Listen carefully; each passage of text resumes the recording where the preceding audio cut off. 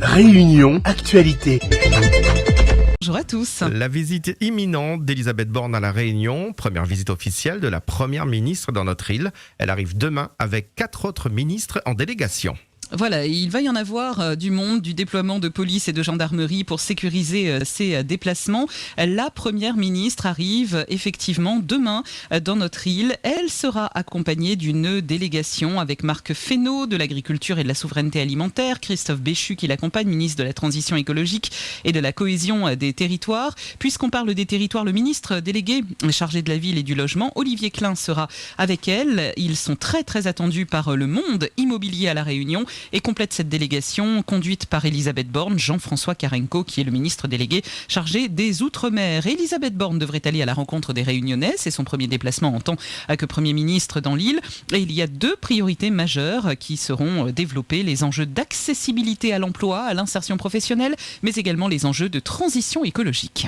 Un préavis de grève déposé par l'intersyndicale. Et il va durer 3 jours, ce préavis de grève. L'intersyndicale des salariés ne lâche rien. Après pourtant 13 jours de mobilisation contre la réforme des retraites, l'intersyndicale prévoit plusieurs actions, je cite, surprises, qui sont prévues au cours de la visite de la Première ministre, avec notamment une présence à Gillot pour accueillir Elisabeth Borne. Un préavis de grève couvre donc les 3 jours, jeudi, vendredi, samedi. Et ça a été déposé par la secrétaire départementale de la FSU au nom de l'ensemble des syndicats de salariés.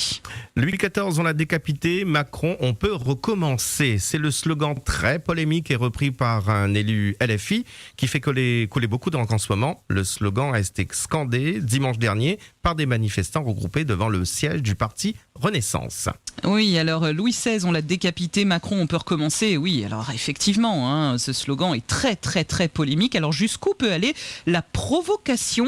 Audrey Lorette vous a tendu son micro. Je trouve que c'est des propos qui sont quand même assez durs. C'est dur, je trouve. C'est un petit peu provoquant quand même. On est vraiment sur quelque chose, sur des paroles qui sont quand même très provocantes, très dures. Est-ce que ça va pas trop loin? Ah oui, beaucoup loin. Parce que quand on parle de décapité, c'est c'est l'horreur. Mais pour les enfants qui entendent, ça simule les enfants à refaire pareil. C'est ridicule, parce qu'on ne décapite plus des personnes à notre époque. Si, c'est grave, mais parce que Dieu va décapiter, pareil que Louis XVI. Donc il veut dire qu'il refait pareil. C'est pas tolérable. La provocation ne va jamais assez loin. Ils sont furieux, ils sont agressifs et extrêmement violents en face. Nous, on rigole, on est provocateurs et j'estime ça normal, c'est légitimé par leurs propres actions. Si vous prenez un peu moins pour des cons, s'ils essayaient de moins de faire passer en force des trucs complètement absurdes, eh ben on serait moins réactifs et certainement moins agressifs. Des propos recueillis, vous l'avez entendu, par Audrey Lorette. Les bourses scolaires du primaire au lycée attribuées et versées automatiquement à compter de 2024. C'est l'information de la nuit. Terminer les longues démarches pour bénéficier d'une bourse. À partir de septembre 2024, on apprend que les attributions et les versements deviennent automatiques. C'est le ministre de l'Éducation nationale, Pape Ndiaye, qui a fait cette annonce sur son compte Twitter. Une mesure sociale qui me tient particulièrement à cœur, a-t-il déclaré, et qu'on annonce donc aujourd'hui. À partir de la rentrée 2024, les bourses scolaires vont être attribuées automatiquement aux familles éligibles sans qu'elles en aient à faire la moindre démarche. Au moment de l'inscription au collège ou au lycée, le ministre de l'Éducation nationale va récupérer les informations d'état civil, le numéro d'identification fiscale des personnes en charge de l'élève, de manière à croiser ces données avec celles du ministère des Comptes publics. Les familles qui le souhaitent pourront donc déposer une demande de bourse, papier ou numérique, s'ils en ressentent le besoin.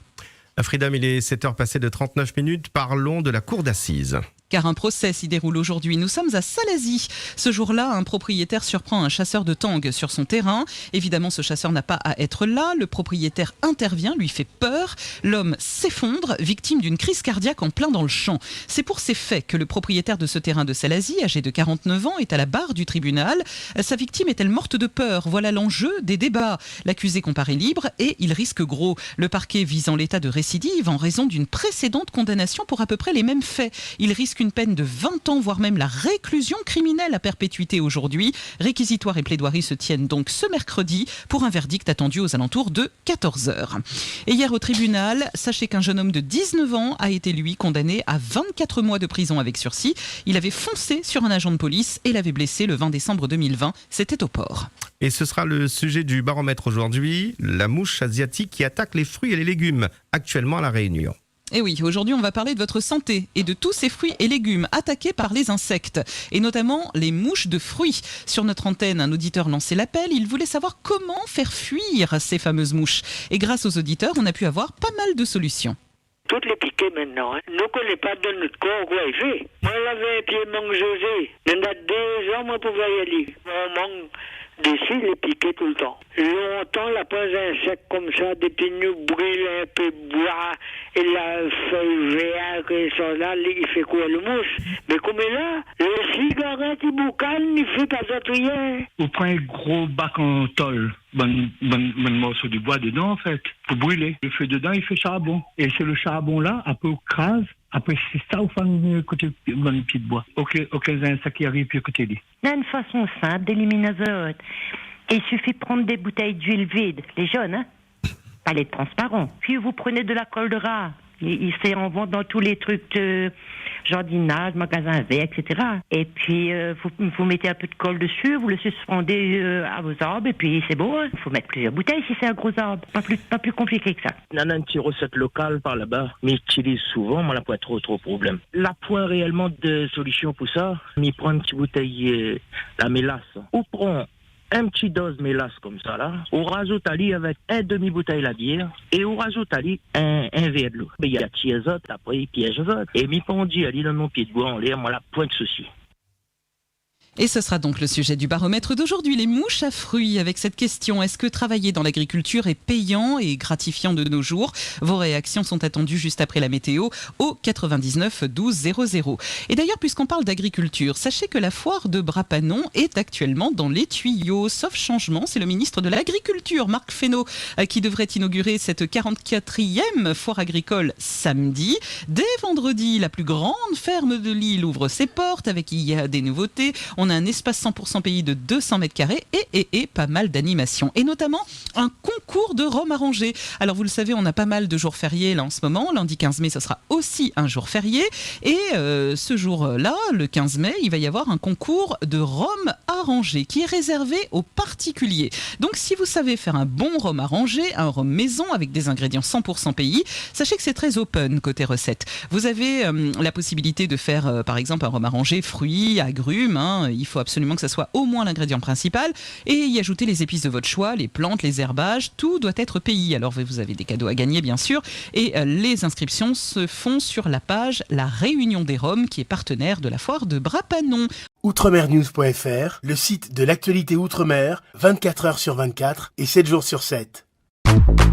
Retrouvez la chaîne Outremer News sur YouTube.